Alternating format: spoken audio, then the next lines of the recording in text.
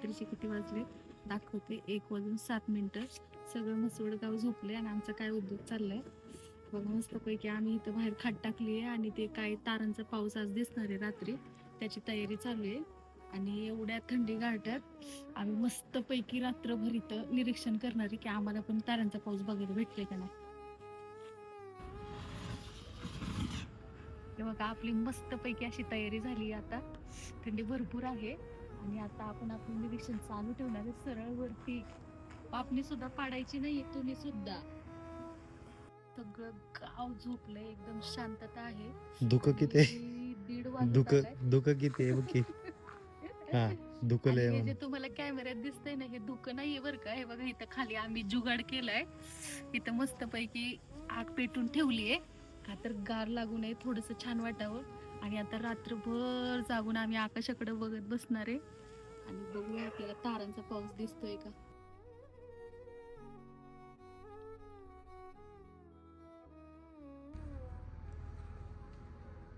हे बघा वाजलेत किती, 4:25.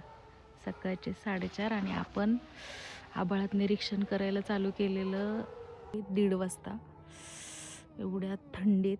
आणि आपण टोटल तुटलेले तारे बघितले 17 तारे. आयुष्यात पहिल्यांदाच मित्रांनो मी एवढे सारे तारे एकाच रात्रीत तुटताना बघितलेत.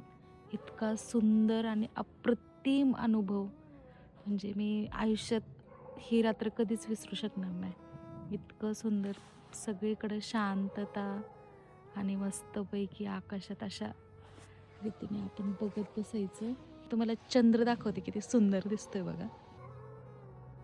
हे बघा, हे बघायला थोडंसं विचित्र आणि वेगळं वाटत असेल की एवढ्या थंडीत मोकळ्या आकाशात आपण अशा रीतीने हे सगळं असं करायचं. पण मित्रांनो, वेगळं करण्यातच आयुष्याची खरी मजा आहे.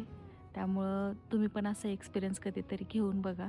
आणि सॉरी, मला हे तुम्हाला कॅमेऱ्यामध्ये दाखवता नाही आलं, कारण की आपण अशी पापणी उघडझाप करतो ना, एवढ्या याच्यापेक्षा पण कमी वेळेमध्ये ते दिसतंय तो क्षण.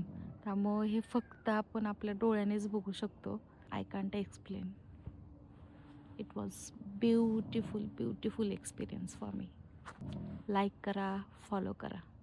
Good night.